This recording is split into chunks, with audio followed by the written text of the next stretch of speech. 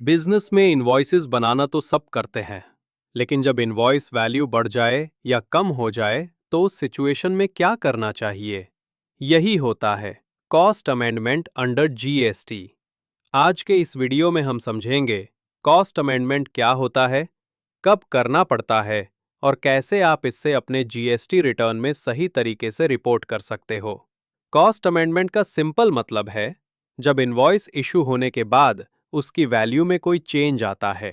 ये चेंज हो सकता है डिस्काउंट देने से, रेट रिवाइज होने से, क्वांटिटी बढ़ने या गलती से कैलकुलेशन एरर होने से।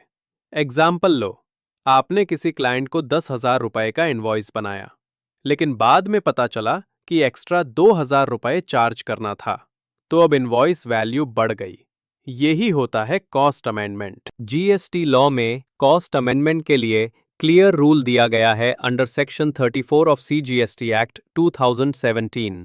अगर टैक्सेबल वैल्यू या टैक्स बढ़ता है तो आपको डेबिट नोट इशू करना होता है, और अगर वैल्यू या टैक्स कम होता है तो क्रेडिट नोट इशू करना होता है।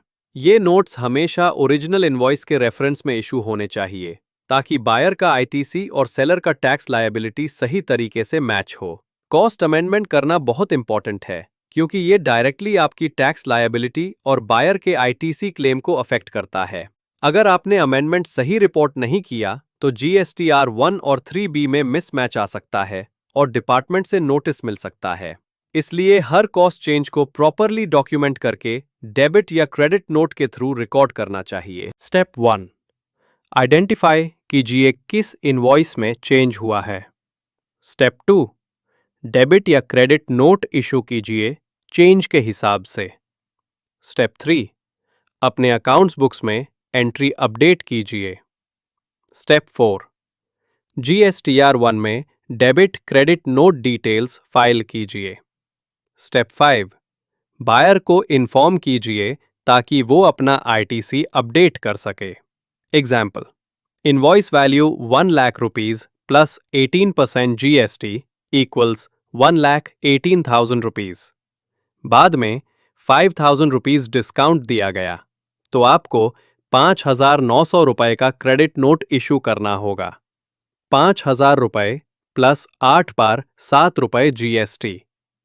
रिवाइज्ड इनवॉइस वैल्यू हो गई 1,12,100 रुपए।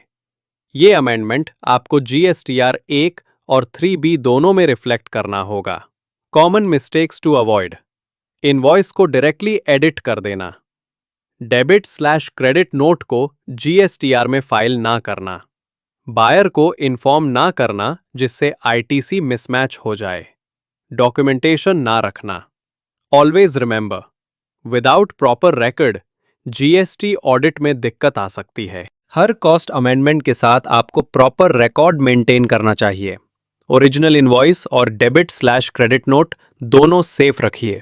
ये डॉक्यूमेंट्स कम से कम 6 साल तक प्रिजर्व होने चाहिए क्योंकि जीएसटी ऑडिट के टाइम डिपार्टमेंट इन रिकॉर्ड्स को वेरीफाई करता है। Some pro tips: debit credit note हमेशा इनवॉइस के साथ अटैच रखिए।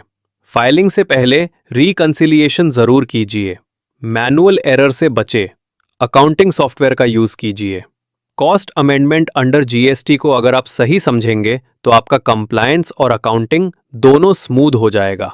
ये वीडियो आपके लिए हेल्पफुल रहा हो तो लाइक, शेयर और सब्सक्राइब जरूर करें for more GST and accounting tips by अकोटॉक इंडिया प्राइवेट एलटीडी।